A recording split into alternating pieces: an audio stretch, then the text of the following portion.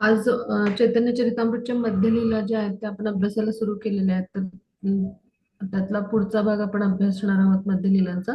त्याआधी आपण अ, गौरीताईंच्या चरणी संकीर्तन करूया, चैतन्य महाप्रभूंच्या चरणी, आणि त्याचबरोबर आपल्या गुरुपरंपरेला प्रणाम अर्पण करूया आणि त्यानंतर आपल्या अभ्यासाची सुरुवात करूया.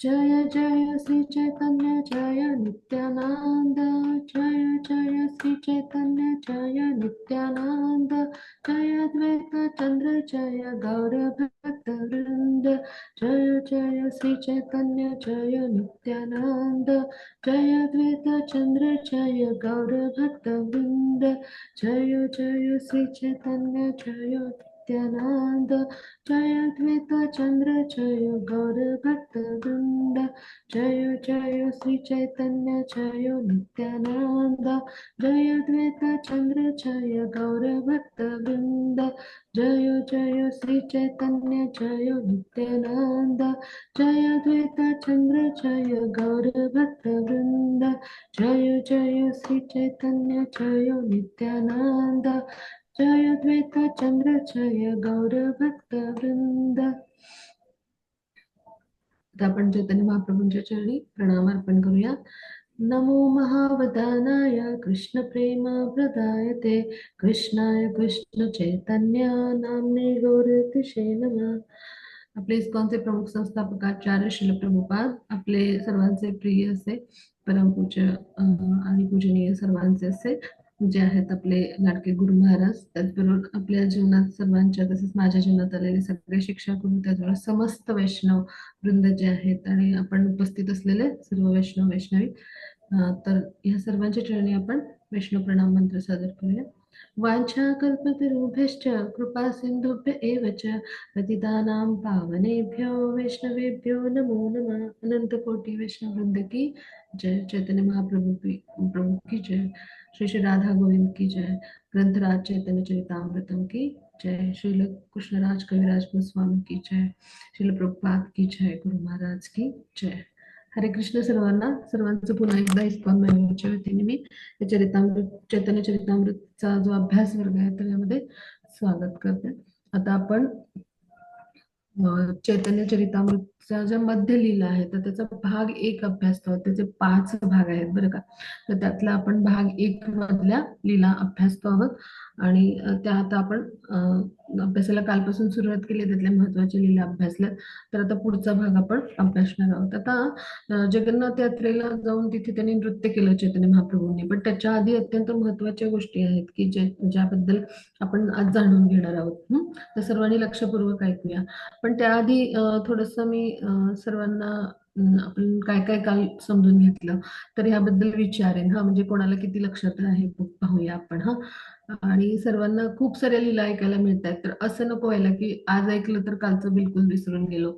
तर आता काल आपण पाहिलं होतं की जगन्नाथपुरीमध्ये चैतन्य महाप्रभू आले. मग तिथे जगन्नाथपुरीला ते आले जेव्हा मंदिरात, तेव्हा काय काय घडलं कोण सांगेल? हरे कृष्णा. कोणाला सांगता येईल की मंदिरात जेव्हा चैतन्य महाप्रभू आले तेव्हा कशी लीला घडली, काय काय घडलं तिथे मंदिरामध्ये ते आल्यावर? हरे कृष्णा. आपण बोलूया सगळ्यांनी आणि चैतन्य महाप्रभूंना आपण एकदम संतुष्ट करायचा प्रयास करूया. हरे कृष्णा. माझा आवाज पोहोचतोय ना सगळ्यांच्या पर्यंत? हरे कृष्णा. हो माताजी. हा हा माताजी, सांगूया काय काय आपण ऐकलं, काय काय आठवतंय, कोणाला कोणाला काय काय आठवतंय? हरे कृष्णा. जगन्नाथपुरीला पोहोचले ना मंदिरामध्ये चैतन्य महाप्रभू, मग काय घडलं तिथे? त्या विग्रहांना पाहून काय झालं तिथे? म्हणजे चैतन्य महाप्रभूंची काय परिस्थिती झाली असं कोणाला आठवतंय? हरे कृष्णा. त्यांना मूर्छा आली वाटत.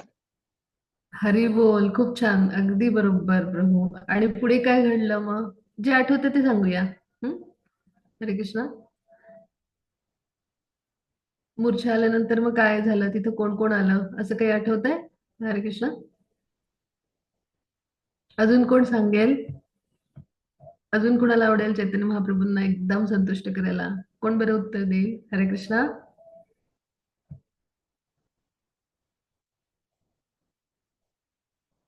मूर्छा आल्यानंतर तिथे कोण जमलं होतं? जे पुरोहित होते तिथल्या राजाचे, प्रतापरुद्र जे राजे होते त्यांचे मुख्य पुरोहित होते, त्यांचं नाव काय बरं होतं? कोणाला आठवतंय त्यांचं नाव?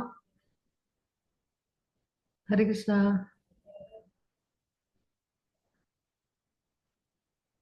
सार्वभौम भट्टाचार्य आठवलं सगळ्यांना? सार्वभौम हा, भट्टाचार्य हो ना? आठवलं आठवलं. हा, हरी बोल. आणि मग त्यांनी काय केलं, ते आपल्या घरी घेऊन गेले त्यांना आणि त्यांच्याशी वादविवाद केला हो ना. आणि ते कोण होते? सार्वभौम भट्टाचार्य कोण होते? वैष्णव होते की निर्विशेषवादी होते की मायावादी होते? कोण बरं होते? आठवते कोणाला? हरे कृष्णा. मायावादी होते ना. हरी बोल. खूप छान गणेश प्रभू, खूप छान. तर आणि मग ते नंतर जे आहेत ते चैतन्य महाप्रभूंना शरण आले हो ना. आणि आपण ती एक लीला अभ्यासली होती आणि जगन्नाथपुरीला पहिल्यांदा अ, जे चैतन्य महाप्रभू आहेत त्यांची कृष्णाशी जी भेट झाली, तर ते राधाभावामध्ये असल्यामुळे ती भेट झाली तेव्हा त्यांना मूर्छा आली होती आणि त्या विरह भावामध्ये ते होते आणि त्यामुळे ते भावविभोरून मूर्छित झाले. तर ते हे एक अभ्यासलं होतं आपण. तर आता खूप छान गणेश प्रभूंनी प्रयत्न केला. तर खूप खूप धन्यवाद. आता आपण इथून पुढे ज्या लीला घडल्या तर त्या अभ्यासणार आहोत. तर आता चैतन्य महाप्रभू जे आहेत तर त्यांची नित्यानंद प्रभूंची भेट झाली होती. आपण परवा दिवशीच्या लीलेमध्ये आधी लीलामध्ये आपण अभ्यासलं होतं की नाही, पहिली भेट झाली होती पहा है ना. आणि त्यावेळेला नित्यानंद प्रभूंनी आपली जी ओळख आहे ती लपवून ठेवली होती. नंदनाचार्यांच्या घरी जाऊन ते थांबले होते पण त्यांनी दाखवलं नाही की मी इथे आलोय. आणि मग चैतन्य महाप्रभूंनी कसं शोधून काढलं हो ना. हरिदास ठाकूरांना पाठवलं. आणखी त्याचबरोबर त्यांनी कोणाला पाठवलं होतं? तर त्यांच्याबरोबर त्यांनी श्रीवास पंडितांना पाठवलं होतं आणि 3 तास शोधकार्य त्यांनी केलं पण त्यांना बिलकुल ते मिळाले नाहीत. मग स्वतः चैतन्य महाप्रभू तिथे गेले आणि मग त्यांची भेट झाली हे आपण पाहिलं होतं. मग आता त्यानंतर त्यांनी काय केलं, तर चैतन्य महाप्रभूंनी मग नित्यानंद प्रभूंना जगन्नाथपुरीहून बंगालमध्ये पूर्ण सगळा जो बंगालचा परिसर आहे ना तर तिथे प्रचार प्रसार करायला पाठवलं. म्हणजे त्याला गौड देश म्हणतात बंगालला, पश्चिम बंगालला. आणि म्हणून गौडीय परंपरा किंवा गौडीय वैष्णव म्हणतात पहा आपल्याला. तर गौड देश असं त्याचं नाव आहे. आणि मग आता त्या पूर्ण पश्चिम बंगालमध्ये प्रचार प्रसार करायला ज्यांना पाठवलं तर ते जे नित्यानंद प्रभू आहेत त्यांनी नामहट्ट केंद्र सगळीकडे जी आहेत तर ती त्या काळात सुरू केली होती. तर नामाचं त्यांनी जणू काही दुकानच काढलं होतं आणि प्रत्येकाला नामाचं ते वितरण करत होते. अशा पद्धतीने नित्यानंद प्रभूंच्या लीला आहेत. तर त्यांना जेव्हा वेळ असायचा तेव्हा ते गंगेच्या डोहामध्ये जाऊन ना त्या पाण्यामध्ये असे पोहडलेले असायचे. तर ते कोण आहेत? तर शेष म्हणजे शेष अवतार आहेत, अनंत शेष किंवा मूळ संकीर्षण म्हणजे बलरामजी आहेत. मग ते काय करत असतात पाण्यामध्ये, म्हणजे जे आहे ते भगवानांची शय्या बनून राहत असतात ना, म्हणून ते पाण्यात जाऊन तिथे म्हणजे तो आनंद घ्यायचे. त्या त्या वेळेला जेव्हा जेव्हा त्यांना म्हणजे म्हणजे त्या आपल्या ज्या लीला आहेत भगवानांच्या सोबत किंवा आपलं कार्य आहे त्याचं स्मरण व्हायचं, कारण ते प्रत्यक्ष कोण आहे? अनंत शेषाचा म्हणजे अवतार आहे. आणि म्हणजे त्यात प्रत्यक्ष अनंत शेषच आहेत अवतार म्हणण्यापेक्षा, आणि ते नित्यानंद प्रभूंच्या रूपात अवतरित झाले. तर ते त्या त्या वेळेला ना गंगेच्या डोहात जाऊन असे पोहलेले असायचे आणि तो आनंद घेत असायचे. आपल्या म्हणजे आपण शय्या बनतो आहोत भगवानांचा आणि भगवान आपल्या म्हणजे शय्येवर पोहलेले आहेत अशा पद्धतीने आनंद तो घेत असायचे. मग आता असे नित्यानंद प्रभू जे होते तर त्यांच्या सुद्धा दिव्य दिव्य लीला आहेत. मग त्यांनी काय केलं, संपूर्ण गौड देश आहे तो भक्तिमय रसात जो आहे तर तो एकदम पुरता पुरता असा भक्तिमय रसामध्ये बुडवून टाकला. मग असे जे नित्यानंद प्रभू आहेत तर ते अत्यंत उत्साही असायचे भगवत म्हणजे भगवत भक्तीसाठी, भगवत सेवेसाठी, आणि त्यांनी संपूर्ण बंगालमध्ये प्रचार प्रसार केला. आणि भगवत प्रेमाचा अगदी सगळ्यांना मुक्त असताना पात्र अपात्र विचार न करता वितरण केलं. म्हणजे भगवानांचे भक्त हे भगवानांच्या पेक्षा खूप दयाळू असतात. तर तसे नित्यानंद प्रभू आहेत. आपण जेव्हा नित्यानंद प्रभूंच्या चरणी प्रार्थना करतो ना तेव्हा चैतन्य महाप्रभू आहेत ते आपल्यावर संतुष्ट होत असतात.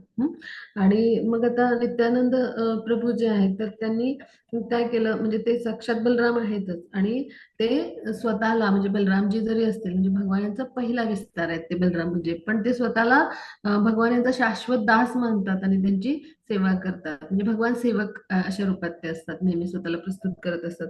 मग आता चैतन्य महाप्रभूंची सेवा करायची, त्यांचं म्हणजे यशाचं गुणगान करण्याची किंवा नामोच्चारण करायचं, त्यांच्याबरोबर संकीर्तनात सहभागी होऊन हरिनाम गायचं, अशी सगळी सगळी सेवा ते करायचे. म्हणजे जसा सेनापती असतो तो राजाची सेवा करत असतो ना, तसं चैतन्य महाप्रभूंचे ते सेनापतीप्रमाणे सगळी सेवा करायचे. आणि सेवा भक्ती त्यांची करायची प्रत्येक वेळी. आणि आपला जो संप्रदाय आहे, ब्रह्ममध्व गौडीय संप्रदाय, तर त्याची सगळीकडे प्रचार प्रसाराची धुरा जी आहे पश्चिम बंगालमध्ये, तर ती चैतन्य महाप्रभूंच्या माध्यमातून, त्यांच्या मार्गदर्शनाखाली नित्यानंद प्रभूंनी ती वाहिली आणि अगदी म्हणजे सशक्तपणे वाहिली, म्हणजे खूप उत्तम असा प्रचार प्रसार केला त्यांनी. मग आता चैतन्य महाप्रभूंचं कार्य पहा, ह्या काळात काय झालं, श्री रूप गोस्वामी, सनातन गोस्वामी, हे दोन बंधू आहेत, तर त्यांना त्यांनी शिष्य म्हणून स्वीकारलं. आणि त्यांनी काय केलं, त्यांना वृंदावन धामामध्ये पाठवलं तिथे. त्या दोन बंधूंना त्यांनी काय जबाबदारी दिली, तर तिथे वृंदावनात जाऊन भक्ती संप्रदायाचा प्रचार प्रसार करायचा. मग त्याचबरोबर काय करायचं, वृंदावनातले जी लुप्त लीलास्थळ आहेत ना, ती शोधून काढायची बरं का. आणि ती शोधून काढून ती पुन्हा म्हणजे भक्ती सेवेमध्ये सगळ्यांना खुली करायची. तिथे मंदिर निर्माण करायचं.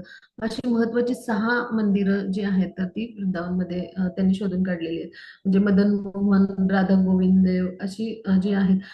तर त्यानंतर राधा गोपीनाथ, त्यानंतर राधा दामोदर आहे. त्यानंतर राधा रमण एक आहे. त्यानंतर राधा वल्लभ मंदिर आहे. आणि त्यानंतर जे आहेत तर ते राधा श्याम सुंदर जे आहे, तर अशी ती 6 मंदिरं आहेत. आणि अनेक मंदिरं आहेत. आपलं इस्कॉनचं पण कृष्ण बलराम मंदिर तिथे झालंय, किंवा ते शिला प्रभुपादांच्या मार्गदर्शनाखाली 1975 मध्ये रामनवमीला त्याचं उद्घाटन झालं, तर ते आहे तिथे. अशी भरपूर मंदिरं आहेत. राधा वल्लभांचं मंदिर आहे, बाके बिहारी आहे, खूप खूप आहेत मंदिरं. पण महत्वाची ही 6 मंदिरं आहेत की तिथे अर्चविग्रहांची प्राणप्रतिष्ठा करून त्यांनी सेवा करायला सुरुवात केली. मग आता त्याचबरोबर वैष्णव सदाचार जे आहे, तर त्याचं आचरण करायला शिकवायचं लोकांना. मी स्वतः स्वतः म्हणजे एक उदाहरण बनायचं, उदाहरण प्रस्तुत करून सर्वांना भक्ती सेवेमध्ये आणायचं. पात्रापात्र न विचार करता सर्वांना शास्त्रांचं मार्गदर्शन करायचं. म्हणजे त्यांनी अनेक अनेक शास्त्र जी आहेत ना, चैतन्य महाप्रभूंच्याकडनं त्यांनी प्रयागमध्ये दशाश्वमेध घाटावरती जो आहे तर तो उपदेश घेतला. जय श्रील रूप गोस्वामी आहेत त्यांनी. आणि त्याचबरोबर सनातन गोस्वामींनी त्यांच्या आधी उपदेश घेतला होता 2 महिने. आणि अशा पद्धतीने त्यांनी उपदेश ग्रहण केला त्यांच्याकडून आणि त्याचंच रूपांतर लिखाणामध्ये केलं. मग श्री रूप गोस्वामी, सनातन गोस्वामी यांनी अनेक भक्ती ग्रंथ लिहिलेत. शास्त्रामध्ये प्रत्यक्ष चैतन्य महाप्रभूंनी जे मार्गदर्शन केले त्यानुसार लिहिलेत.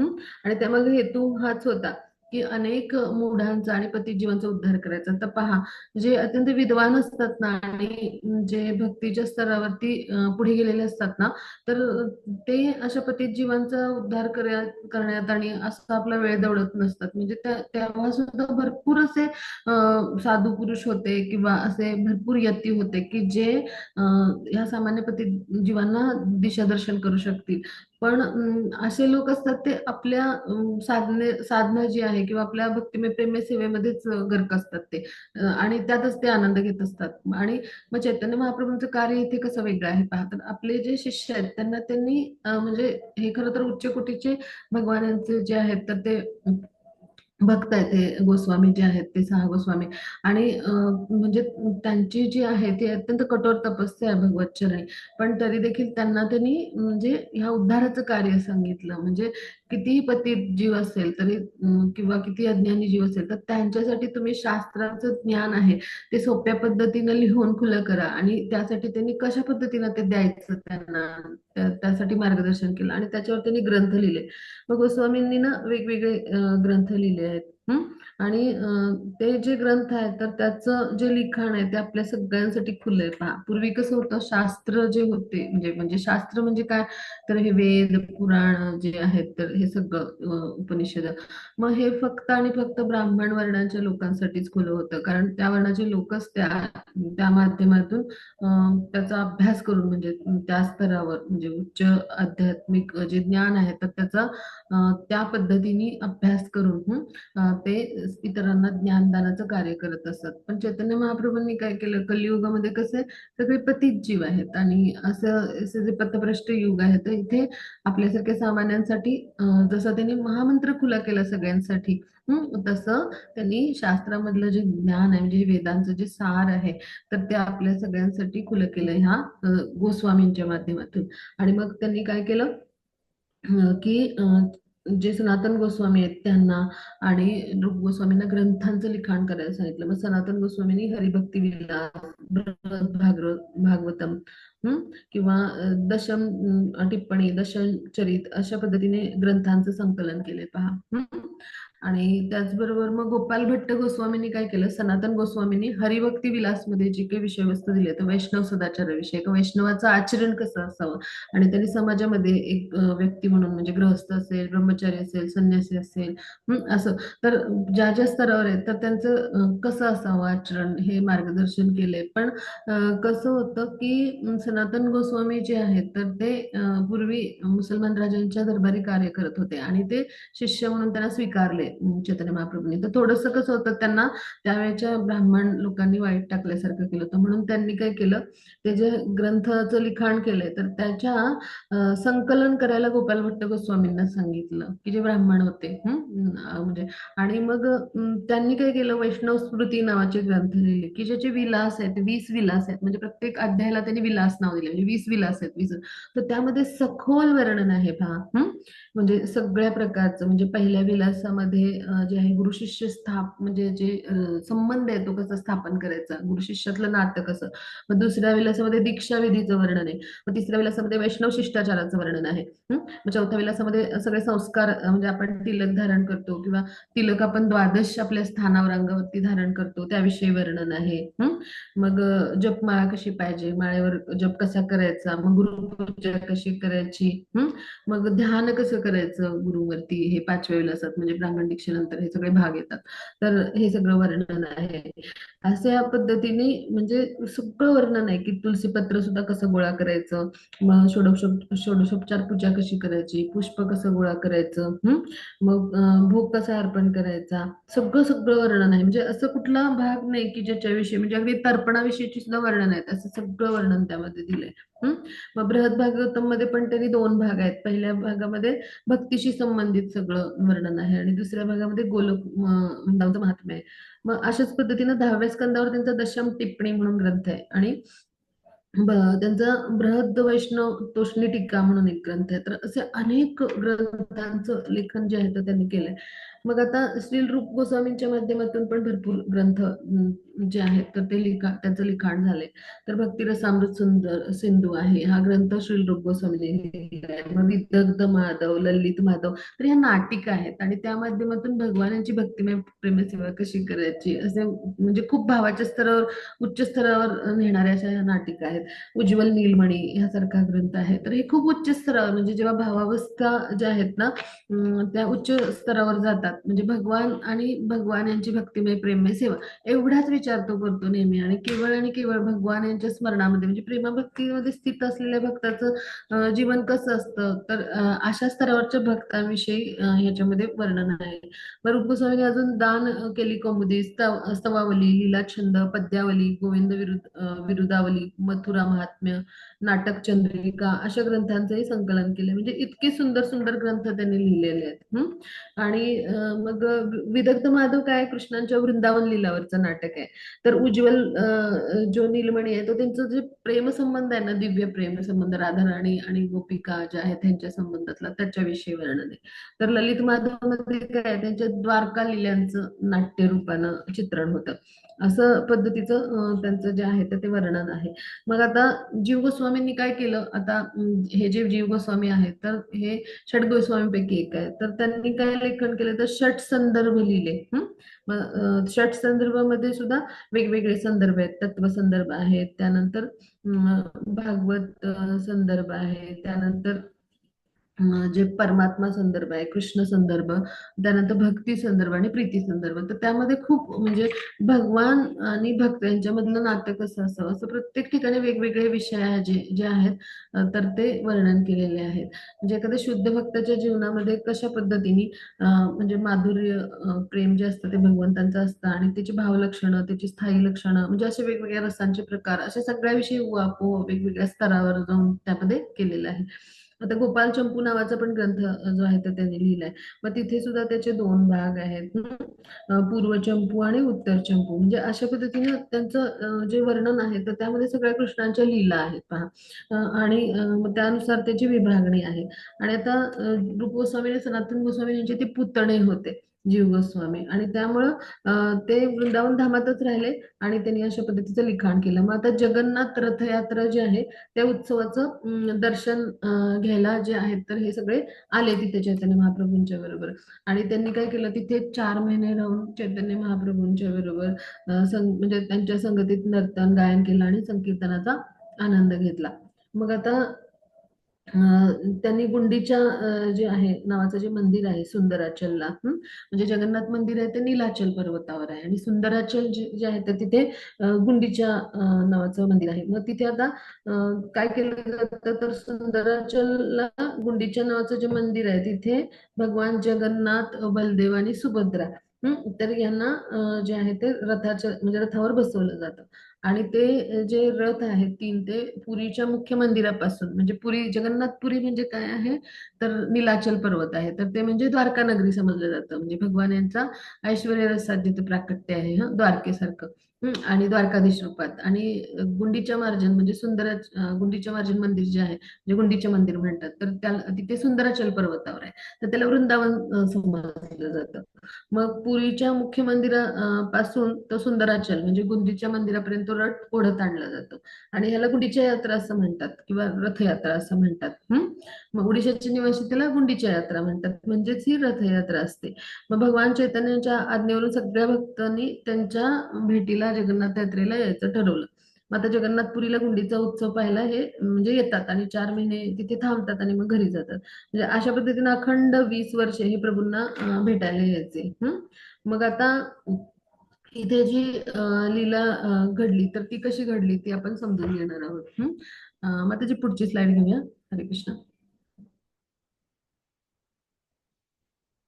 हा, तर नाही, ह्याच्या आधीचं चित्र, हा बरोबर आहे ते. मग आता चैतन्य महाप्रभू जे होते तर राधाराणींच्या विरहामध्ये होते. म्हणजे काय की चैतन्य महाप्रभूंनी श्रीकृष्ण विरहातील जे गोपी होत्या तर त्यांची जी स्थिती होती तर ते रसस्वादन या लीलेमध्ये केलेलं आपल्याला पाहायला मिळतं. तर गोपींना सोडून ते मथुरेला गेले आणि मथुरेहून ते पुन्हा जे आहेत ते द्वारकेला गेले. आणि मग तेव्हा जो विरह भाव होता कृष्णांचा, काल आपण अभ्यासलं होतं कशा पद्धतीने ते विरह भावामध्ये होते, ती पूर्ण आपण कथा अभ्यासली होती. मग त्या विरह भावामध्ये जे आहेत ते चैतन्य महाप्रभू आहेत आणि तो विरह भाव कोणाचा आहे, राधा राणींच्या राधा भावामध्ये आहेत. आणि मग आता ह्या विरहाच्या उन्मादामध्ये रात्रंदिवस ते असायचे, कधी मग हसायचे, कधी रडायचे, अशा पद्धतीने, मग कधी नृत्य करायचे. आणि मग कधी कधी एकदम खिन्न होऊन त्यांच्या म्हणजे जशा राधाराणी श्रीकृष्ण कृष्ण कृष्ण सतत नामाचा उच्चार करायचे तसं हरे कृष्ण महामंत्राचा जप करायचे अशी त्यांची मनस्थिती होती.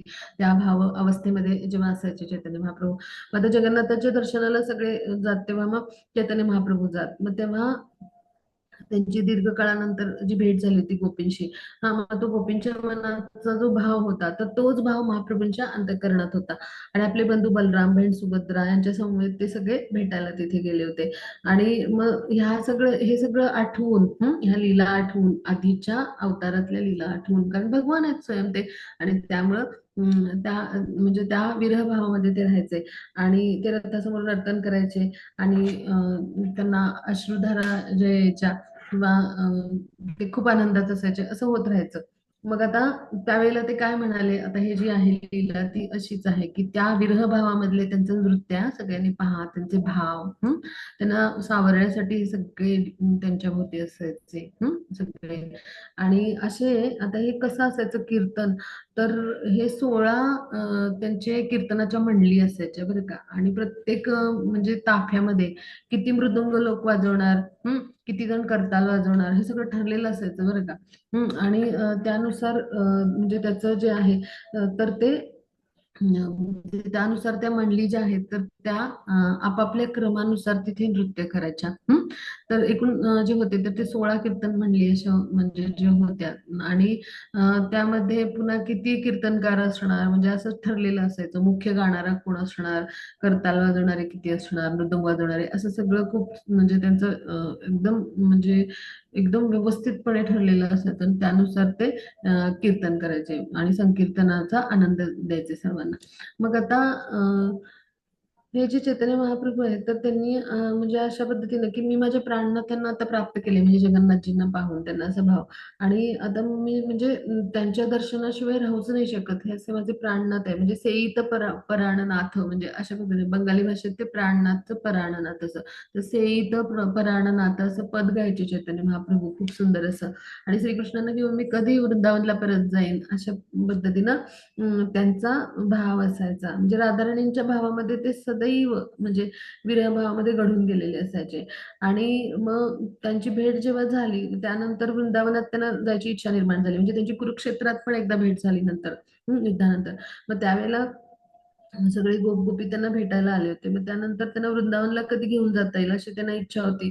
मग भगवान जे होते ते जगन्नाथ मंदिरात म्हणजे रथ पाहताच त्यांना चैतन्य महाप्रभूंना श्रीकृष्णांची आठवण यायची. आणि मग वृंदावनातल्या गोपिकांना जे द्वारकेचं जे ऐश्वर्य आहे त्याच्यामध्ये काही रस नव्हता. त्यांना फक्त श्रीकृष्णांची म्हणजे जी होती तर ती आस होती आणि त्यांच्या भक्तिमय प्रेमय सेवेची. म्हणजे त्यांच्या अंतरंगात फक्त आणि फक्त श्रीकृष्णांचा ध्यास असायचा. मग त्यांना वृंदावनात ते कधी येतील तिकडे घेऊन जायचे आणि त्यांच्या सोबत वेगवेगळ्या वनातून कुंजातून म्हणजे त्यांचं जे म्हणजे ते जे रममाण असायचे वेगवेगळ्या लीलांमध्ये तर त्यामध्ये आनंद होता गोपीजनांना. आणि त्यामुळे चैतन्य महाप्रभूंच्या अंतःकरणात पण हाच भाव असायचा की मी कधी एकदा वृंदावनला जाईल. मग अशा पद्धतीनं भाव विभोर अवस्थेत ते जगन्नाथ मंदिरापासून गुंडीच्याला जी रथयात्रा निघते त्यामध्ये नृत्य करायचे पहा. मग असं भावपूर्ण नृत्य त्यांचं असायचं. मग आता चैतन्य महाप्रभूंनी जगन्नाथासमोर नृत्य करताना म्हणजे ह्या भावात अनेक श्लोक गायले. आणि त्या श्लोकामध्ये खूप सुंदर भाव आहे. त्यातला अत्यंत प्रसिद्ध श्लोक आहे तर त्याचा मी भावार्थ सांगेन की म्हणजे ज्याने माझं हृदय आहे जे आहे य कौमार हर असं या श्लोकाची सुरुवात आहे. तर हा फार प्रसिद्ध श्लोक आहे आणि यात्रेमध्ये गायला जातो. तर त्याचा अर्थ आपण फक्त समजून घेऊया. तर म्हणजे य कौमार हर असं म्हटलं जातं की माझ्या किशोर वयात माझं हृदय चोरणारा म्हणजे राधाराणींचा भाव आहे. ते किशोरी आहेत ना, किशोर वयात आहेत राधाराणी. तर तोच पुन्हा आता माझा नाथ आहे म्हणजे कोण तर भगवान श्रीकृष्ण. आणि त्याच चैतन्य मासातील चांदण्या रात्री म्हणजे मालतीच्या पुष्पांचा सुगंध दरवळतोय. कदंब म्हणजे जे वन आहे तर तिथे सुद्धा असा छान मधुर वारा वाहतोय. आणि मग आमच्या दोघांची जी भेट आहे तर ती होणार आहे आणि म्हणून माझं मन इथे नाही लागत आहे. तर मला कुठले वेद आहेत तर तिकडचेच वेद आहेत म्हणजे वृंदावनातले वनांचे असं त्याचं सुरेख अर्थ आहे. तर अशा पद्धतीनं त्यांचे भाव असायचे आणि ते पद गायचे त्यानुसार ते यात्रेमध्ये जगन्नाथाची जी यात्रा होती त्यामध्ये. आणि हा जो श्लोक आहे तर ह्याचा पक्का भावार्थ काय आहे हे स्वरूप दामोदरांना की जे त्यांचे निजी सहाय्यक होते त्यांना माहिती होता. मग योगायोगाने एक वर्षी रूप गोस्वामी आले ह्या यात्रेला. आणि त्यांनी हा श्लोक ऐकल्यावर त्याचा पटकन अर्थ प्रकट करणारा एक दुसरा श्लोक आहे तात्काळ रचला बरं का. आणि मग आता तो तेव्हा ते ताडपत्र असायचं त्याच्यावर लिहिला. आणि मग आता ते कुठे ठेवायचं म्हणून त्यांनी निवासस्थानी जे छप्पर असतं ना त्याच्या छपरावर असा खोचून ठेवला तो. आणि मग आता छपरामध्ये खोचून ठेवल्यावर ते समुद्र स्नानाला गेले म्हणजे रूप गोस्वामी आहेत ते. आणि मग नंतर ते भेटायला गेले जे आहेत ते चैतन्य महाप्रभूंना. आणि मग भेट जेव्हा त्यांची झाली तर त्यावेळेला म्हणजे श्री रूप गोस्वामी जे आहेत तर त्यांच्या निवासस्थानी ते आले चैतन्य महाप्रभू. आणि त्यांनी अशी दृष्टी टाकली त्यांच्या छतावर तर तिथं ते खोचलेलं ताडपत्र सापडलं. तर म्हणजे ताडाचा किंवा तालाचा वृक्ष म्हणतात. तर त्या वृक्षाचं ते पत्रावर ते लिहायचे. मग तो श्लोक रूप गोस्वामींनी रचलेला त्यांना सापडला. मग तो श्लोक जेव्हा वाचून दाखवला रूप गोस्वामींनी लिहिला तेव्हा चैतन्य महाप्रभू भावविभोर झाले. हं? आणि मग अशा अवस्थेत त्यांनी रूप गोस्वामी जे आहेत तर त्यांना दंडवत घातला. म्हणजे पहा, भगवान स्वयं आहेत पण त्यांची जी भावावस्था आहे ते राधा भाव आहे.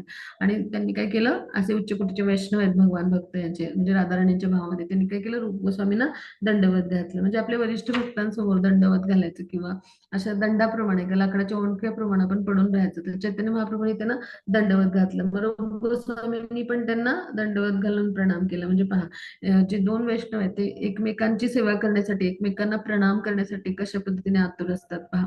म्हणजे आपण जर एखादा वैष्णव पाहून मंदिरात गेलो तर पहा, आपल्या ओळखीचे वैष्णव भेटले तर आपण उगाच इकडं तोंड करतो इकडं तोंड करतो असं नाही. वैष्णव आल्यानंतर आपण स्मितहास्य केलं पाहिजे, अन्यथा म्हणजे त्याच्याकडे पाहून त्याच्याशी बोलून, मग ऑनलाईन असो ऑफलाईन आपण त्याला सादर प्रणाम व्यक्त केला पाहिजे. तो म्हणजे भाव आपण व्यक्त केला पाहिजे. आपण पंचांग प्रणाम म्हणतो ना, तर ती कृती होत म्हणजे आपण जर करू शकलो नाही तर तो अपराध होतो. म्हणून आपण म्हणताना सादर प्रणामच म्हणायचं. जेव्हा आपण पंचांग प्रणाम करतो तेव्हाच आपण पंचांग प्रणाम म्हणायचं. मग सादर प्रणामाची कृती जी आहे तर ती आपल्या हातून होऊ शकते. आपण नमस्काराची मुद्रा करू शकतो. तर प्रत्येक वेळी आपण वैष्णवाला पाहून आपल्या मुखातून काय आलं पाहिजे, सादर प्रणाम हे वाक्य आलं पाहिजे. म्हणजे त्यामुळं काय होतं, तर आपल्याला चैतन्य महाप्रभूंचे आशीर्वाद मिळतात. कारण जो वैष्णवांना आपण प्रणाम करतो तो कुठे पोहोचतो, गुरु परंपरेच्या माध्यमातून कृष्णांकडे, चैतन्य महाप्रभूंकडे पोहोचतो. आणि म्हणून आपण प्रत्येक वेळी म्हणजे प्रणाम वैष्णवांना करणं आवश्यक आहे. आणि याचंच उदाहरण जे आहे चैतन्य महाप्रभूंनी आपल्याला घालून दिले, रूप गोस्वामींनी घालून दिले. पहा, प्रत्यक्ष भगवान आहेत ते, पण ते काय करतात, रूप गोस्वामींच्या चरणी म्हणजे भावविभोर होऊन लीन होतात राधा भावामध्ये. तर हे खऱ्या वैष्णवाचं म्हणजे जे आहे तर ते लक्षण आहे. तर अशा पद्धतीनं आपण प्रयास केले पाहिजे. मग त्यांनी काय केलं, रूप गोस्वामींना एकदम प्रेमाने असे चापट मारली आणि त्यांना आपल्या मांडीवर बसवून घेतलं. भगवान आहेत ते स्वयं. आणि मग त्यांच्याशी बोलायला लागले की ह्या श्लोकाचं तात्पर्य कोणीही जाणत नाही, मग माझ्या मनातला भाव तुम्ही कसा ओळखला. आता इथे खूप सुंदर लीला आहे, जे लीलेचं वर्णन म्हणजे काय की हे जे आहेत सगळे गोस्वामी हे मंजिरी आहेत सेवा देणारे. म्हणजे राधाराणींच्या ज्या सखी आहेत अष्टसखी, मग त्या सखींच्या हाताखाली ज्या 8 ते 10 वर्षाच्या ज्या एकदम अशा मुग्ध बालिका आहेत म्हणजे मंजिरी आहेत, तर त्या सेवेला आहेत. मग ललिता विशाखा सखी ज्या आहेत तर त्यांच्या हाताखाली वेगवेगळ्या मंजिरी असतात, अशा प्रत्येकाच्या हाताखाली. मग ह्या ज्या गोपी आहेत म्हणजे तर त्या सगळ्यांना मंजिरी म्हणायचं. मग त्यामध्ये रूप मंजिरी म्हणजे कोण आहेत, तर रूप गोस्वामी आहेत. म्हणजे सगळ्या मंजिरींची ती प्रमुख आहे. आणि मग ती जी आहे रूप मंजिरी, तर ती ह्या ज्या 8 मंजिरी आहेत तर त्या म्हणजे प्रत्येकाच्या मार्गदर्शनानुसार सेवा करते. मग तिथे पण ललिता विशाखा सखी आहेत, ते ज्या मुख्य मार्गदर्शक आहेत. असं म्हणजे खूप सखोल आहे हे सगळ्या गोष्टी. आपण फक्त इतकंच जाणून घेऊया. मग रूपमंजिरी आहेत म्हणजे जी मंजिरी आहे ती राधाराणींचा भाव जाणू शकते का, कारण मंजिरी काय करते, राधाकृष्णांच्या मिलनामध्ये सहाय्यक भूमिका निभावणारी आहे. म्हणून आपले गुरु परंपरेतले आचार्य जे काय आहेत त्यांचा भाव कसा आहे, राधा आणि कृष्णांच्या मिलनामध्ये सहाय्यकाची भूमिका, ना की स्वतःच म्हणजे जो रतिभाव आहे तर तो उपभोगणे किंवा अनुभवणे. तर हा भाव आपल्या आचार्य परंपरेचा नाहीये. म्हणजे काय की प्रत्यक्ष रती होऊन कुणी म्हणजे कुणी श्रीकृष्णांचा मला संग मिळावा अशा कुठल्या आचार्यांचा भाव नाहीये. तर आपल्या सगळ्या आचार्यांचा भाव काय आहे, तर राधा कृष्ण या युगुलाची मला सेवा कशी करायला मिळेल, कारण ते मंजिरी आहे, त्याला म्हणायचं मंजिरी भाव. प्रत्यक्ष रती भाव जो आहे तो म्हणजे जसा उदाहरणार्थ ज्या मीराबाई आहेत त्यांचा प्रत्यक्ष रतिभाव म्हणजे कृष्ण माझे पती आहेत आणि असा जो भाव होता तो रतिभाव म्हणायचा. म्हणजे जो आपण म्हणू की दाम्पत्य प्रेमाचा जो भाव आहे तर हा नाही आहे मंजिरींचा. मंजिरींचा भाव काय आहे, सेवा भाव आहे. म्हणून आपण कोण आहोत, सेवक भक्त आहोत. किंवा प्रत्यक्ष राधाराणी ज्या आहेत तर त्या श्रीकृष्णांच्या बरोबर झुलन महोत्सवामध्ये झुला झुलत असतात. मग मला पण झुला मिळावा असं कोणाला वाटेल, तर ज्या अष्टसखी आहेत किंवा ज्या अशा उच्च स्तरावरच्या गोपी आहेत तर त्यांचा भाव तो असतो. पण ज्या मंजिरी आहेत त्यांचा भाव काय असतो की राधाकृष्णांना एकत्र येऊन कसं त्यांना झुलनाचं एकत्र आस्वादन करायला मिळेल. मग ह्या ज्या गोपी आहेत ह्यांचा पण सहभाग होण्यासाठी, ह्या सगळ्यांना एकत्र आणण्यासाठी किंवा राधाकृष्णांना मुख्यत्वे एकत्र आणण्यासाठी त्या माध्यमातून म्हणजे अष्टसखी कार्य करत असतात सतत. तर तिथे मग माझा कसा सहभाग राहील, माझी कशी सेवा राहील, हा मंजिरींचा भाव आहे. म्हणजे सेवक भाव आहे किंवा सहाय्यक भाव आहे राधाकृष्णांच्या मिलनामध्ये. मग हा आचार्यांचा भाव असतो. ना की रतिभाव, म्हणजे प्रत्यक्ष मी म्हणजे कृष्णांसोबत कसा झुला झुलेन हा भाव नसतो कधी मंजिरींचा. तर हा भाग आपण लक्षात घ्या. म्हणजे त्यांनी रागसमुग्ध बालिका असतात तर तोच भाव आचार्यांचा असतो. म्हणून असे जे आचार्य परंपरेतले जे आपले आचार्य आहेत तर ते अत्यंत पहा म्हणजे अत्यंत कोमल हृदयाचे आणि निरागस भावाचे, म्हणजे ते तर उच्च स्तरावरच आहेत म्हणजे भगवत प्रेमामध्ये स्थित, पण त्यांचा जो भाव असतो तो अशा पद्धतीचा असतो भाव. तर हा भाग आपण समजून घेऊया. मग आता भक्ती सिद्धांत सरस्वतीने आपल्याला म्हणून व्यासपूजेचं महत्वाचं म्हणजे जे निवेदन केलं ते ह्यासाठी की चैतन्य महाप्रभूंच्या मनातला भाव जो आहे तो हे सगळे गोस्वामीच जाणू शकतात. आणि म्हणून मग जे आपले गुरु आहेत तर त्यांची व्यासपूजेत पूजा करत असताना म्हणजे अत्यंत जवळचे जे भक्त आहेत तर त्यांच्या माध्यमातून ती व्यासपूजा संपन्न होते. मग आता श्रील रूप गोस्वामी जे आहेत तर त्यांच्याबद्दल ह्यांनी ज्या अर्थी म्हणजे स्वरूप दामोदर गोस्वामी जे आहेत तर त्यांनी हे म्हणजे उद्गार म्हणजे जे काढले तर ज्या अर्थी रूप गोस्वामी तुमचा मनोभाव जाणू शकतात त्या अर्थी तुमची त्यांच्यावर कृपा झाली. म्हणजे का तर भगवानांची कृपा झाल्याशिवाय हे सगळं अनुभवणं शक्य नाही. आणि अशाच पद्धतीने भगवान यांनी अंत्यलीलामध्ये येतं गंभीर लीला ज्या आहेत तिथे की भगवान यांनी सनातन गोस्वामींना पण मार्गदर्शन केलंय की तुम्ही जे आहात तर तुमच्या हातून म्हणजे माझं कार्य मी घडवून आणणार आहे आणि त्यासाठी तुम्ही प्रचार प्रसार कार्यामध्ये जे आहे तर सक्रिय सहभाग नोंदवणं अपेक्षित आहे. म्हणजे त्यांच्या मनात आत्महत्येचा विचार आला होता आणि तेव्हा मग त्यावेळेला म्हणजे ती आपण हिला अभ्यासणारच आहोत अंत्यलीलेमध्ये, पण त्यावेळेला त्यांनी सांगितलं की तुझं जीवन अत्यंत मौल्यवान आहे आणि तू असा कोणताही विचार करू नको, तुझ्या माध्यमातून खरं तर मीच कार्य करणार आहे असं त्यांनी सांगितलं होतं. म्हणजे रूप गोस्वामी आणि सनातन गोस्वामी यांच्यावर विशेष कृपा झाली होती किंवा या सगळ्या 6 गोस्वामीवर चैतन्य महाप्रभूंची, आणि म्हणून ते हे सगळा भाव जाणू शकतात, हे कार्य करू शकतात ग्रंथलिखाणाचं. तर अशा पद्धतीने स्वरूप दामोदरांनी आपली टिप्पणी दिली. म्हणजे भगवान यांच्या शक्तीचं वरदान सुद्धा मिळणं आवश्यक आहे भक्ती संप्रदायामध्ये जेव्हा प्रचार प्रसार आपण करत असतो तेव्हा. आणि त्यांची जेव्हा शक्ती मिळते ना त्याचं वरदान मिळतं तेव्हा आपल्याला सेवा मिळतात. त्या सेवेमध्ये जे जे काही आवश्यक गोष्टी आहेत, सहाय्यक गोष्टी, सहाय्यक भक्त मिळतात, असं सगळं घडत जातं पहा.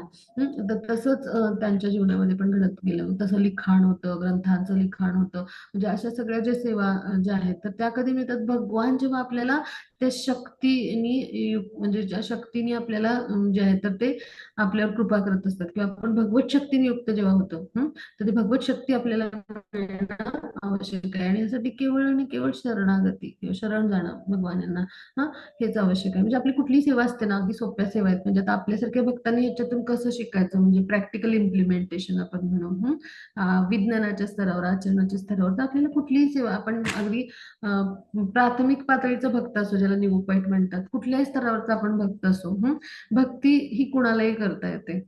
आणि जी आहे ते शुद्ध भक्ती सेवा जी आहे म्हणजे ती भक्तिमय प्रेममय सेवा ह्या स्तरावर येण्यासाठी आपल्याला जो आहे तर जो आहे तो वेळ आवश्यक आहे. हा तर ह्या स्तरावर येत असताना आपल्याला काय करणं आवश्यक आहे तर भक्तिमय प्रेममय सेवेचे प्रयत्न करत असताना मग ते आपले जे प्रयत्न आहेत ना तर ते प्रामाणिकपणे होणं आवश्यक आहे. मग ती कुठलीही म्हणजे सेवा असो तर त्या सेवेद्वारे आपण कृष्णांना संतुष्ट करण्याचे आपले प्रयत्न असले पाहिजेत. म्हणजे कुठलीही अशी साधीशी सेवा असो म्हणजे मेसेज फॉरवर्डिंग आहे हो की नाही. मग आपल्याला काही टेक्निकल सेवा असतात, काही जणांना काहींना पीपीटी आणि ट्रान्सलेशन म्हणजे कंटेंट राईज करण्याच्या सेवा असतात हो ना. काहींना करेक्शन्सच्या सेवा अशा भरपूर सेवा आहेत. काही जण प्रीचिंग सेवा करतात, काही जण जे आहेत ते करस्पॉन्डन्स किंवा कॉलिंग सेवा अशा करतात. म्हणजे ऑनलाईन अशा भरपूर सेवा आहेत किंवा मंदिरात तर मध्ये तर भरपूर सेवा आहेत. म्हणजे मंगलारती सेवा आहे, पुजारी असिस्टंट सेवा आहे, प्रसादम बनवण्याची सेवा आहे, मार्जिन मंदिर मार्जिनाची सेवा आहे, भगवानांची शयनाची सेवा आहे, भगवानांचे भोग वेगवेगळ्या वेळेला बनवले जातात ती सेवा आहे. अशा भरपूर भरपूर सेवा असतात. प्रचार प्रसारची सेवा आहे, संकीर्तन सेवा आहे. मग ह्या ज्या सेवा आहेत तर ह्या सगळ्या जेव्हा सेवा आपण करत असतो ना तर त्यावेळेला आपल्याला आपला भाव कसा हवा तर मी भगवान यांचा एक तुच्छ सेवक आहे या नात्याने आपल्याकडून सेवेचा भाग होणं आवश्यक आहे. आणि भगवान यांना मी संतुष्ट कसं करू शकेन ह्या पद्धतीने आपला भाव असणं आवश्यक आहे. मग अशा पद्धतीचा भाव जेव्हा आपला असतो आणि ही सेवा करत असताना मग काय होणं आवश्यक आहे की सेवक जो आहे त्याला सेवक म्हणून त्याचा मालक म्हणजे त्याचा स्वामी कधी स्वीकारेल तर ज्या वेळेला स्वामींनी सांगितलेलं जे काही स्वामींचे शब्द आहेत, त्यांचं मार्गदर्शन आहे, उपदेश, त्यानुसार सेवक सेवा करायचा प्रयत्न करेल. म्हणजे काय, की आपल्याला सांगितलंय 16 माळा जप करा, आपल्याला सांगितले 4 नियमा तत्वांचं पालन करा, आपल्याला गुरूंनी सांगितले हा की तुम्ही मंगल आरतीला या, मंगल आरतीला उपस्थित राहा, आपल्याला गुरूंनी सांगितलंय मला भोग अर्पण करा आणि तो भोग अर्पण केल्यानंतर तो प्रसाद तुम्ही ग्रहण करा. हा, किंवा प्रत्येक वेळी सेवा करत असताना कृष्णांना संतुष्ट कसं होईल, म्हणजे ते कसे होतील संतुष्ट, तर हा विचार करून प्रत्येक सेवा आपण करू. मग जेव्हा अशा भावाने आपण म्हणजे स्वामींना कधी तुष्ट करू शकू आपण, तर जेव्हा त्यांनी सांगितलेल्या आज्ञेचं पालन केल्यानंतर, म्हणजे त्यांच्या आज्ञेचं जेव्हा आपण पालन करतो तंतोतंत जसं सांगितलंय तसं, तेव्हा आपण सेवक भावामध्ये येतो. जर आपण त्यांच्या आज्ञेचं पालन करत नसतो ना, तर मग तो सेवक भाव आपल्यामध्ये उतरणं फार अवघड आहे. मग आपण ना म्हणजे आपण भौतिक स्तरावरच राहतो, मग ते भौतिक स्तरावरचं कार्य होतं. आणि आपल्यामध्ये अशी बुद्धी असतात ना, सगळ्यांना असं वाटतं ना की पहाटे मंगलारतीला उठूया, काहींना असं वाटतं मंदिरात जाऊया जवळच्या आणि सेवा करूया, पण ते तसं का होत नाही. म्हणजे आपल्याला भरपूर आदल्या दिवशी आपण प्लॅनिंग करतो, पण आपलं दुसऱ्या दिवशी ते तसं होत नाही, किंवा आपण ठरवलेलं असतं तर ते काहीच होत नाही उलट. मग हे असं का होतं, तर त्याचं कारण हे आहे, म्हणजे सुरुवातीचं स्तर असतं, तर त्यावेळेला हे असं सगळं होणं अपेक्षित आहे. का होतं, तर आणि नेहमी सुद्धा आपण जेव्हा स्वतः ठरवतो तेव्हा होत नाही, पण कृष्णांनी ठरवलं, कृष्णांची योजना असते त्यानुसार जर होत म्हणजे ठरवलं गेलं असेल, कृष्णांची जी इच्छा असेल त्यानुसार प्रत्येक गोष्ट घडत असते. मग आता इथं आपला भाव कसा पाहिजे, तर आपण गुरूंच्या आज्ञेचं मी जे सांगितलं ते पालन करेन. म्हणजे असं असेल ना, तर आपल्याला कृष्ण आणि गुरु यांचं सहाय्य मिळतं. पण मी करेन, मी असं करेन, मी तसं करेन, हा भौतिक भाव झाला. आपण स्वतःला कृष्णापेक्षा गुरूंपेक्षा कोणी वेगळं मानतोय. तर कृष्णांच्या इच्छेने मला ही सेवा करायला मिळू दे, अशा सततच्या त्यांच्या चरणी प्रार्थना असतात. तर त्या आपल्याला जे आहेत तर ते आपल्याकडून सेवा संपन्न आणि त्यांना आवश्यक आहे तशा पद्धतीनं सेवा संपन्न करायला मदत करत असतात. आणि त्याचबरोबर कसं आहे की हा जो भाव आहे आपला, तर त्यावेळेला कृष्णांच्या संतुष्टीसाठी करायचा आहे. हा भाव जो आहे तर तो आपल्या सेवकाचा कधी उतरेल, तर कृष्णांच्या इच्छेनुसार मी सेवा करत आहे आणि कृष्णांनी जशी सांगितली आहे तशी सेवा करण्याचा आपण प्रयत्न केला पाहिजे. आपल्या मनाने नाही करायचं आपण. मनाली तशा आपण सेवा केली तर ते मनोधर्मी कार्य होतं आणि ते भौतिक कार्य होतं, ते आध्यात्मिक कार्य होत नाही, कृष्ण भावनाभवित कार्य होत नाही. तर त्यासाठी आपण काय करायचं, पहिल्यांदा गुरूंनी जे सांगितलंय, कृष्णांनी जे सांगितलंय, म्हणजे गुरूंच्या माध्यमातून कृष्णच आपल्यापर्यंत पोहोचत असतात गुरु शिष्य परंपरेला.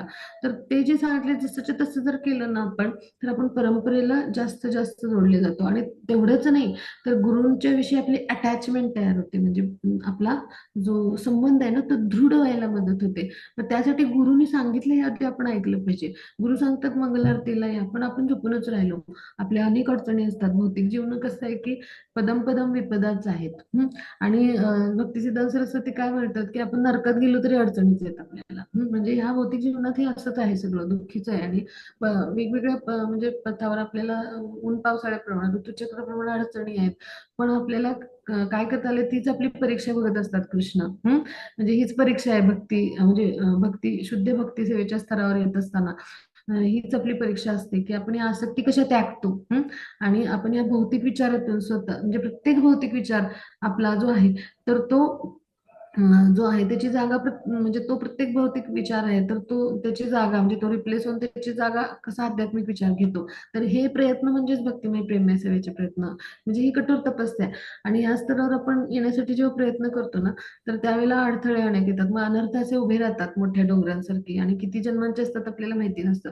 मग आपण असं ठरवतो ना, तर आणि दुसऱ्या दिवशी तसं होतच नाही. हे का होतं, तर अनर्थ असतात आपल्या हृदयात, किंवा लेक्चर ऐकायला लागल्यावर पण आपल्याला झोप येते, याचं कारण अनर्थ. करायला लागल्यावर पण आपल्याला नको करूया वाटतं, याच्या कारणानर्थ.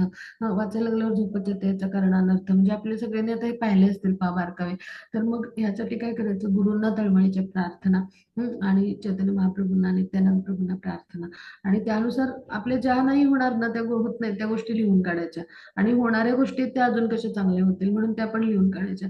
आणि मग असा जेव्हा आपण तौलनिक अभ्यास करतो ना, आणि ज्या न होणाऱ्या गोष्टी आहेत त्याच्याविषयी प्रार्थना करायची की हे माझ्याकडून म्हणजे होण्यासाठी तुम्हीच सहाय्य करा किंवा तुमची सेवा माझ्याकडून तुम्हाला अपेक्षित अशी करून घ्या, असं जेव्हा आपण शरणाभावाने जातो ना, शरण, तर त्यावेळेला निश्चितच आपल्याला ना भगवान सहाय्य करायला लागतात. पण आपण असं ठरवलं ना, मी सेवा करेन, मग मला मग मी असं ठरवलंय, मग मी ह्या साधकांना ही सेवा सांगितली, मग त्या करते किंवा असं जे जे काही आपण ठरवतो ना, आणि तिथं असा भाव असतो ना, मी ठरवले, मग ते भौतिक झालं. आपलं मन जे असतं ते भौतिक असतं आणि ते भौतिक स्तरावर सगळं आपला अहंकार ते पोषण करत असतो अशा विचारांचं. अनेक युगांपासून आपलं भौतिक कंडिशनिंग झालंय, त्यामुळे ते आपल्या अहंकारालाच पोचतं आणि आपल्या मनाला आपलं शत्रूच बनवत असतं आणि ते सगळे विचारच आपल्यामध्ये असतात. आपल्याला हा प्रत्येक विचार आहे ना, तो छेदायचा असतो. तो प्रत्येक विचार आपल्याला तोडायचा असतो. तो प्रत्येक विचाराला आपल्याला छेद द्यायचा असतो आणि त्या प्रत्येक विचाराच्या ठिकाणी आध्यात्मिक विचार आला पाहिजे. हा, जेव्हा माझ्या मनात येईल ना, खूप झोपूया सकाळी, आपण अलार्म लावला तरी अजून तू बंद करूया झोपूया, तेव्हा आपल्याला आठवलं पाहिजे चैतन्य महाप्रभूंनी सांगितले मंगल आरतीला उठा, शिल प्रभुदांनी सांगितले मंगल आरतीला उठा. हा, लगेच दुसरा विचार आपल्या मनामध्ये तो आपण आणायचा त्यावेळेला. म्हणजे असं प्रयत्न करायचा की त्यांनी याच्या बरोबर विरुद्ध आपलं म्हणजे जो असतो तो आध्यात्मिक विचार असतो. म्हणजे आपल्याला जी गोष्ट नको करूया वाटत असते ना, तेच बरोबर आध्यात्मिक स्तरावर करणं आवश्यक असतं. असा भाग असतो. म्हणजे कसं आपण 15व्या अध्यायामध्ये अभ्यासले पहा, की भौतिक जगत आहे ते विकृत प्रतिबिंब आहे आध्यात्मिक जगताचं. मग बरोबर ह्याच्या उलट पण आहे ना, म्हणजे विकृत प्रतिबिंब आहे त्याच्या म्हणजे जे विकृत प्रतिबिंबानुसार आपल्याला भौतिक जगतामध्ये जे विचार येतात त्याच्या बरोबर उलटे आध्यात्मिक विचार असतात. याचाच अर्थ असा झाला, हो की नाही? मग आपल्याला जेव्हा खूप झोपूया वाटतंय, उठूच नकोया वाटतंय, त्यावेळेला नक्की आपण उठलं आवश्यक आहे. हा, कृष्णाची इच्छा आपण उठलं पाहिजे, अशी आपण स्वयंसूचना द्यायची मनाला. लगेच ताडकन उठायचं, बेडवर तर बसायचंच नाही. बेड म्हणजे आपलं जे अंथरूण आहे ते रजोगुणीच असतं. बिलकुल तिथे बसायचं नाही आपण. तिथून आपण उठायचं आणि खुर्चीत जाऊन बसायचं लगेच. म्हणजे असं आपण लगेच प्रयत्न सुरू करायचे स्वतःच्या स्तरावर. मग असे जेव्हा प्रयत्न आपले पाहतात ना, चैतन्य महाप्रभू, नित्यानंद प्रभू, त्यानंतर श्रीकृष्ण किंवा आपले गुरु पाहतात, आपल्याला निश्चित आपण असं एक पाऊल टाकलं की आपल्याला निश्चित त्यांची 9 पावलं आपल्याकडे वळायला लागतात. आपल्याला असं बळ मिळतं. आणि पहा, आता दीक्षित पण असतो आपण, पण दीक्षा म्हणजे काय आहे की गुरु आज्ञेचं पालन. जर आपल्याकडनं ते झालं नाही ना, तत्क्षणी ती दीक्षा कॅन्सल. म्हणजे मी कुणाला घाबरवत नाही बरं का, पण शास्त्रार्थ काय आहे, तर आपण जर गुरुआज्ञेचं पालन केलं ना, तर गुरुंशी आपली अटॅचमेंट होत जाते. मग गुरु त्यासाठी दीक्षा पण आवश्यक नाहीये. गुरुंविषयी आपला भाव जर असेल, तो बाह्य उपचार आहे. म्हणजे आता जॉर्ज हॅरिसन जे होते ते काही दीक्षित झाले नाहीत लगेचच. त्या पण त्यांनी भरपूर कार्य केलं एका दीक्षित भक्तासारखं आणि नंतर ते दीक्षित झाले. म्हणजे असे वेल विशर पण असतात, असे पण भक्त असतात की ते भगवंतांची सेवा करणारे. मग तो बाह्य उपचार आहे, त्यामुळे तोही अडत नाही. म्हणजे कोणाची दीक्षा झाली म्हणूनच सेवा असं काही नसतं. सगळ्यांसाठी भगवान यांची पात्र अपात्र अशी कुठलंही म्हणजे जे आहे न पाहता भगवान यांची सेवा मिळते आणि ती सेवा करायची आपल्याला संधी असते. मग आपण असे प्रयत्न जेव्हा करतो तेव्हा भगवान आपल्याकडे 9 पावलं टाकत असतात आणि ते अनुभूतीच्या स्तरावर येत जातं. मग आपले जेव्हा प्रयत्न सुरू होतील तेव्हाच हे होणार, हो की नाही?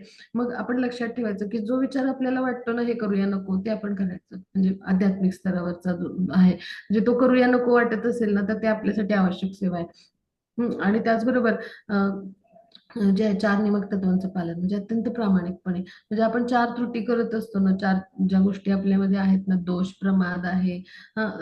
त्यानंतर काय आहे की आपण म्हणजे आपण भ्रमित असतो. आणि प्रमाद म्हणजे काय की आपण भोगी वृत्तीने सगळ्या गोष्टी करत असतो. त्यानंतर भ्रम म्हणजे मी शरीर आहे वाटत असतं, मी कोणीतरी आहे असं वाटतं आणि त्यानुसार आपले विचार असतात. मग त्यामुळे सगळे अहंकार आणि विकारांना पोचतो आपण आणि भोगच करत असतो प्रत्येक. मग चुका करतो आपण, त्रुटी करतो, हो की नाही? चुका होतात कारण आपली जी इंद्रिय ती अपूर्ण आहे, आपल्याला ज्ञान नसतं म्हणजे सूक्ष्म स्तरावरचं. त्यासाठी आपल्याला मदत घ्यावी लागते साधनांची. आणि त्याचबरोबर मग आपण काय करतो, तर फसवतो. म्हणजे पहा, एक आपण सेवा करतोय तर मी किती चांगला भक्त आहे म्हणून आपण सगळ्यांना दाखवतो, सगळे चांगले विचार मांडून. म्हणजे आपण ना फक्त नम्रता दाखवतो, आपल्यामध्ये हे विकार असतात, पण प्रत्यक्ष नम्रता नसते. मग हे सुद्धा आपल्या वरिष्ठ स्तरावरच्या भक्तांना समजतं, जे उच्च स्तरावर असतात त्यांना लगेच आकलन होतं की हा भक्त देखावा करतोय का ह्याची खरोखरचीच नम्रता जी आहे तर ती व्यक्त होते. तर हे कळत असतं आपले जे गुरुस्थानी असतात, ते भक्त असतात त्यांना.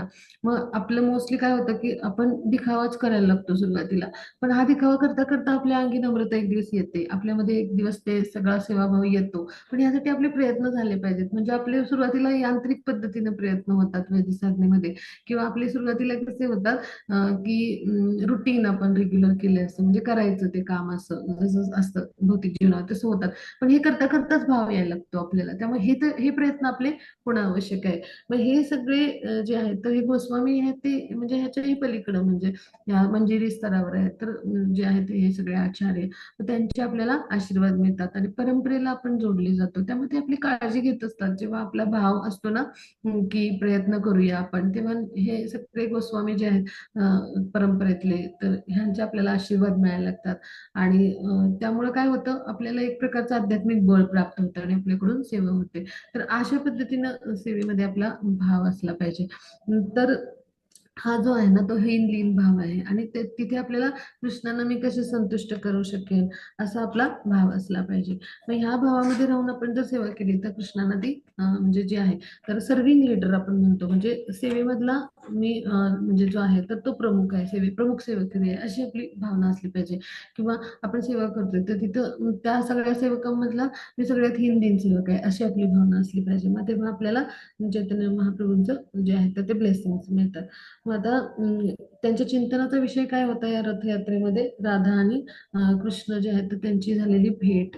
आणि राधाराणी ते आठवत होते आणि राधाराणींच्या मनातले विचार म्हणजे जे आहे तर ते तिथे जे आहे ते व्यक्त होतात. ही जी आपण रथयात्रा पाहतो मग वृंदावनाचं जे शांत निर्जन वातावरण आहे तर तिथं कुरुक्षेत्रातलं वातावरण कसं होतं तर हत्ती घोडे आणि राजवेशातले लोक होते. मग त्या वातावरणात ती काही भेट अनुकूल नव्हती आणि म्हणून वृंदावनला आपण जाऊया असा भाव होता आणि म्हणून राधाराणीच्या मनात वृंदावनला जाण्याची इच्छा निर्माण झाली आणि त्या भावामध्येच त्यांनी नृत्य केलं. म्हणजे अशा पद्धतीनं जे आहेत तर ते चैतन्य महाप्रभूंचे रथयात्रेमध्ये भाव होते.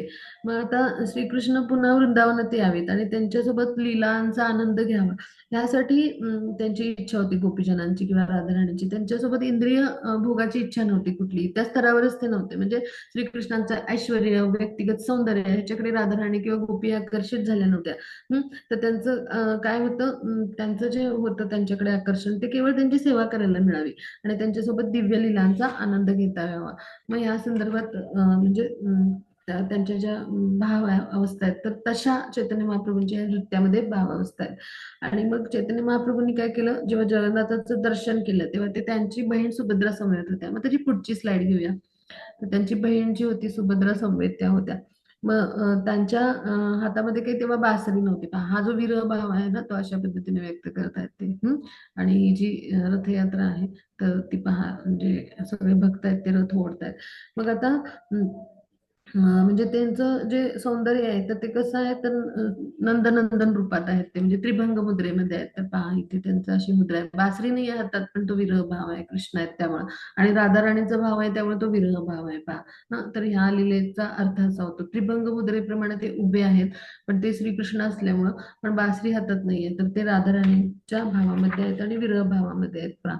मग अशा पद्धतीनं राधाराणी जे आहेत त्या उद्धवांच्या उपस्थितीमध्ये आपला जो उन्माद आहे तो व्यक्त करतात. म्हणजे असं वर्णन म्हणजे श्रीकृष्णांचं वर्णन जेव्हा सांगितलं म्हणजे उद्धवाने तेव्हा तुमच्याविषयी खूप विरहभावामध्ये आहेत राधाराणीने सांगितलं. मग राधाराणी पण आपला जो विरहभाव आहे ना तो उद्धव जे आहेत ते आता म्हणजे पांडा आणि पुजारी त्यांची भूमिका निभावतात उद्धवांच्या संगतीत आणि तिथे उद्धवांची भेट पण झाली होती ना तिथे रथयात्रेमध्ये सुरुवातीला जेव्हा म्हणजे रथयात्रा जी आहे तर ती संपन्न अशी केली जाते म्हणजे ती जी लीला घडली तेव्हा उद्धव बलरामजी सगळेच होते ना.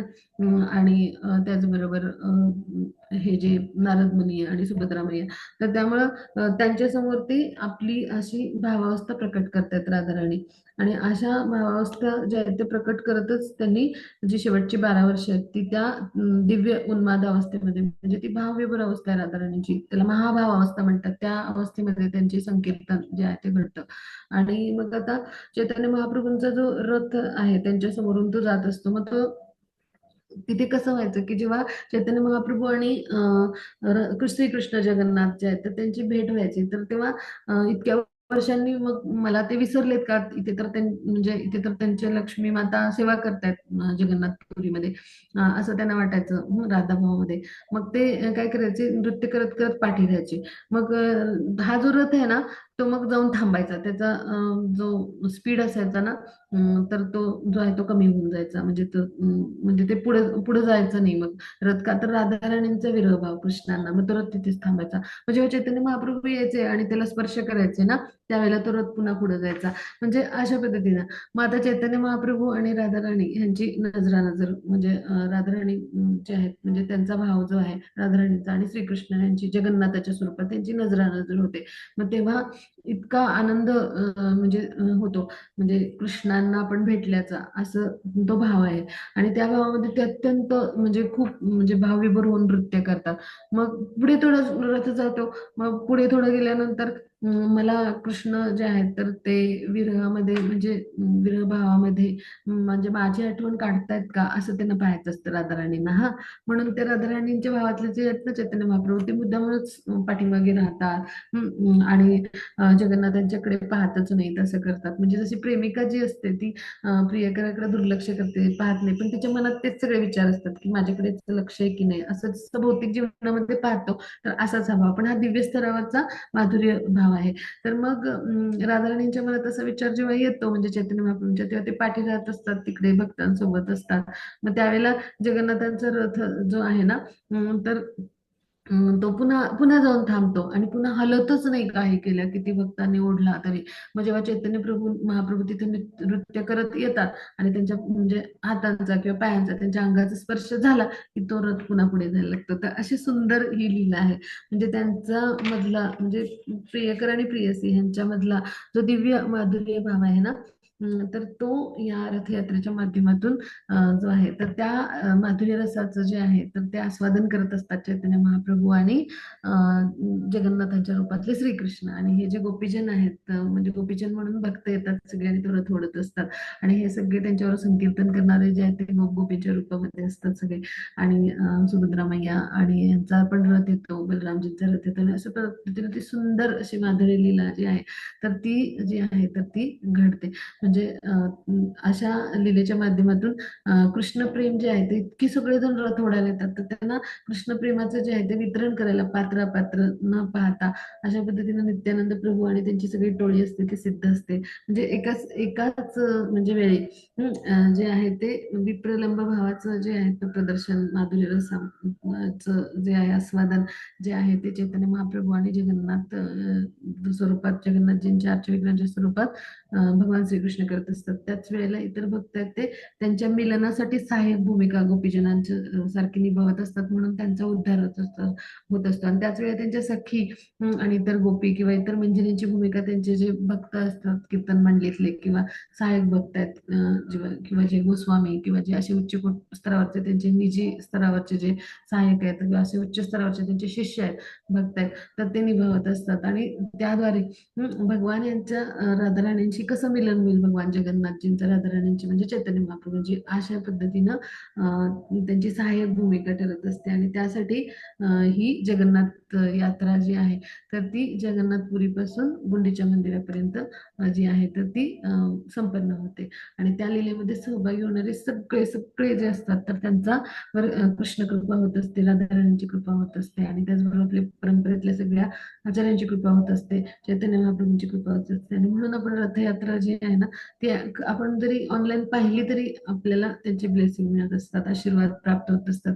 किंवा आपण शक्य असेल तर आपल्या जवळच्या इस्कॉन मंदिरातल्या रथयात्रेला जावं आणि तिथे आपण रथ ओढण्यासाठी जायचा प्रयत्न करावा. किंवा इस्कॉन बेंगलोरला आपण येऊ शकतो, तिथे पण असते ही सेवा. त्यावेळेला रथयात्रा असते तेव्हा आपण यायचा प्रयत्न केला तर निश्चितच आपल्याला सुद्धा चैतन्य महाप्रभूंचे जे आहेत ते आशीर्वाद मिळू शकतील. आता ही जी लीला आहे ती अशी सुंदर लीला घडते. तर अजून भरपूर लीला आहेत, पण ही महत्वाची जी आहे जगन्नाथांची यात्रा आणि लीला तर ही आपण आज अभ्यासली. तर आता आपण शचीच्युत अष्टकम म्हणूया आणि त्यानंतर कोणाला काही शंका असतील तर आपण घेऊ आणि आपण ग्रंथराजांचा जय जयकार करू. अशा पद्धतीने आपण करूया.